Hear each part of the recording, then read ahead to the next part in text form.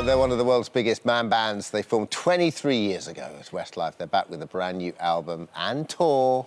But last night, Shane, Mark, Kian and Nikki took to the stage at the Pride of Britain Awards for an incredible performance of their new song, My Hero. You are my hero,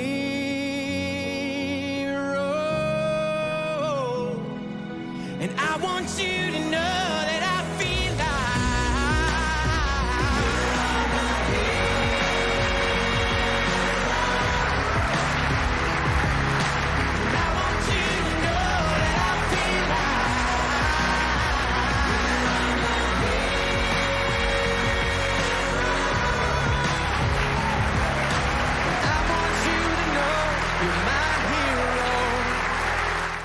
Their boys join us now. Morning, guys. Morning. Morning. That Pride of Britain, I couldn't make it this year. That Pride of Britain Awards is some night, isn't it? Shane, I just saw you watching that moment. What was it like? Because I was there and it was incredible to feel it there, but seeing it on telly again. It was amazing, you know, and I think the song My Hero, obviously, it's because of the night, everyone there is heroes. Yeah. It really resonated, but like we got proper into it at the end, you know, people started coming on, people were crying, people were laughing.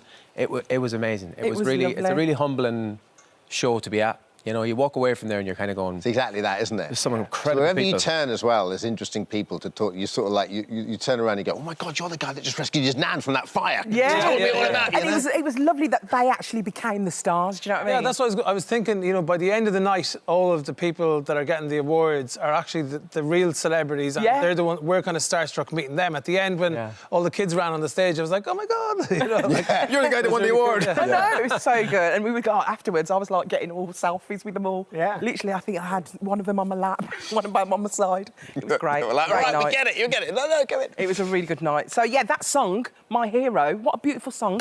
Ed Sheeran actually helped you write it, is that right? Yeah, him and... Ed and Steve Mack. Steve Mack wrote Flying Without Wings and Swear It Again for us back in the day. And then when Ed heard that Westlife were coming back a few years ago, he wrote a good bit of songs for our last album. And now on this album, he wrote My Hero as well. So Didn't Ed... I don't know who said it, but got you out of bed in the first place to do the reunion Yeah, tour. it was us. Yeah, well, look, we broke up for 7, nearly 8 years. Yeah. And obviously, Ed, when he exploded, he was doing some interviews and did a great version of Flying Without Wings acoustically, and then said publicly, he was on radio in Ireland and a show on a FM 104 station, and said, I was a big Westlife fan. So then Steve Mack contacted us and said, you know, during the reunion, and said, or pre the reunion, said, Ed's written this song with me. What do you think? Which was Better Man, and then we released Hello My Love. he said to Steve Mack, we kind of got with contact Mr. Westlife, we have to write Westlife songs. That's amazing. And we weren't even together, like, we weren't back for another year and a half after that. And then we heard these songs, we were like, well, Hello, My Love, that's the first single. and that was it, and it kicked off, then it was unbelievable. Yeah. Unbelievable. And not only that, didn't he give your son, Nikki, a guitar? Yeah, it was weird. We were in lockdown and everyone was in lockdown, as you all remember, and we were doing different things and we'd all baked as much banana bread as we could. And, you know, I'd done a bit of gardening and then we were emailing, doing an album, and obviously we emailed Ed, and we just kind of started this conversation about what we were all doing. And I said, look, I'm trying to take up guitar. And he said, wow, really, how's that going? I said, well, look, one of my sons is trying with me. And we were on, like, Guitar for Dummies on the internet, you know, trying to play. He said, look, I've got a line of guitars, I'll send them out to you. I was like, really? So next of all, a couple of days later, I said, how much do I owe you? He said, no, it's a gift. And if ever there was a moment to try and learn the guitar, it was when Ed Sheeran sent it to you. It's not going too well at the moment, so sorry, Ed, but Shane's learned. Shane learned in lockdown. So, Ed, you can send me on a guitar whenever you're ready. If you do piano, they'll have a piano. Oh, my gosh, the pressure of it now. You've got to learn, babes. You've got to get on it. And it's on the wall. It does, you know, it looks good in the house, but... You know, it's come out of the cover once or twice, that's it. Throughout, I mean, you guys have been together for so long now, and when you first started, you were babies, and now, you know, you've been working together for so long and writing together for so long.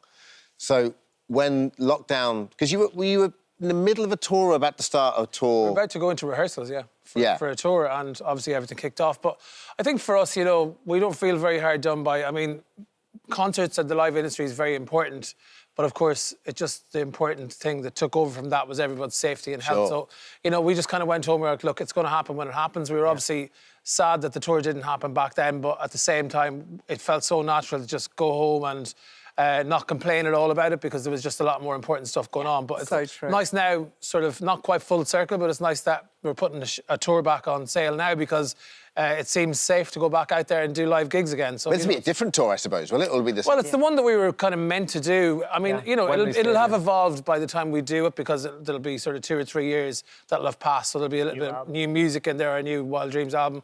Yeah, so it's like a second reunion, though, Mark, isn't it? Because it's 3 years since we've done the first reunion. It will be, yeah. Alison's coming down to Birmingham in 14 months' time. Oh, you said you were away that week. Book you in advance, lad. No, I thought when you say November, I thought this November, and then I thought, no, the tour's in 2022. It's in 2022, and it's our first actual time to ever tour at Christmas time, running right into December, right into Christmas. So it's going to be exciting for us, obviously, to be back on tour, for us, for the fans.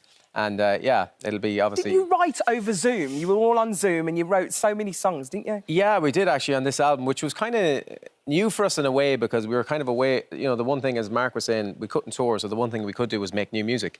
So we started, writing individually over Zoom, writing together, different producers and different people, and... Yeah, came up with a lot of the album, which was amazing for the first time. So there's all your little faces on Zoom and you're singing to each other? Yeah, literally, and Team Viewer, so you could do live vocals, like live to London to Steve Mack or live to LA, wherever it was. So you could do live recording from our house in a little booth. It was unbelievable. By how the band has evolved and how your roles have evolved. Because, like anything, when we all start out in this industry, you're led, aren't you? You know. And, absolutely. But then you become, well, hang on a minute. I know I can write a song, and hang on, I know I can learn this instrument. Yeah. So you know, how has that evolved over? So I think it's a natural thing for everyone to evolve, and I think one thing that came out of the whole lockdown period or whatever, or the last 2 years, is people were pushed into sort of a place of not procrastinating anymore and actually doing stuff that they had put in the long finger for years, you know. So, like, some of us, like, took up instruments. Like, everyone took up something. But by the time the album came around to being made and written, I think, like, over the last 10 years, we've probably been slowly kind of getting to a place where we're more ready as writers to be involved in our own music as well. And then that, married with the fact that we literally couldn't get on planes and go off and work with producers in person, meant that it all just sort of came together in quite a nice way. And in the end... We're very proud of the album, and we're much more responsible for a lot of the music on it as well. So it's, you know, it's just an extra bonus, and just trying to take something good out of everything that's been going on, you know. And you know, Alison, we've all sort of tried to get new skills during lockdown, and you know, you guys are talking about that. But if you ever find yourself in a bar at 2 a.m. in the morning and there isn't a bottle opener, I don't know if we've got a clip here, because I don't know if this guy can help you at all. What? He's a jokester.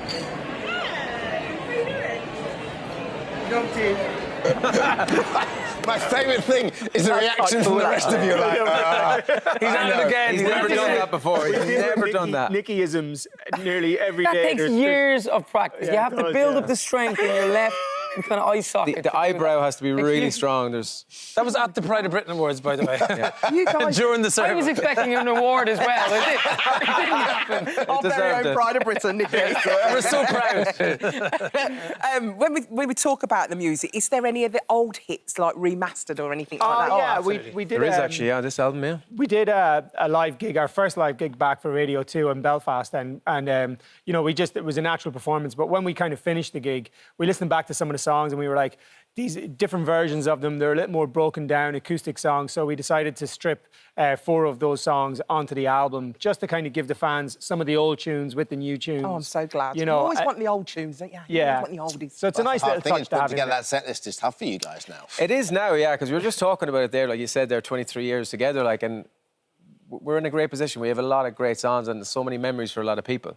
So every year we're doing the set list, it's like we do literally all the hits. Nearly every year we do all the hits, and then you add 2 or 3 or 4 maybe new songs, because people want to hear the hits. And Louis always says, "Do the hits. Nobody cares about it. Do the hits. Nobody wants to hear the new song. Nobody cares. People love the hits, okay?" Some people do care about the new album, and it will be the hits. Thanks so much. Wild Dreams is out now. Westlife tour available now. Pre-order the album. Yeah, tour on sale today, actually. Yeah, an album out in a few weeks. Thank you.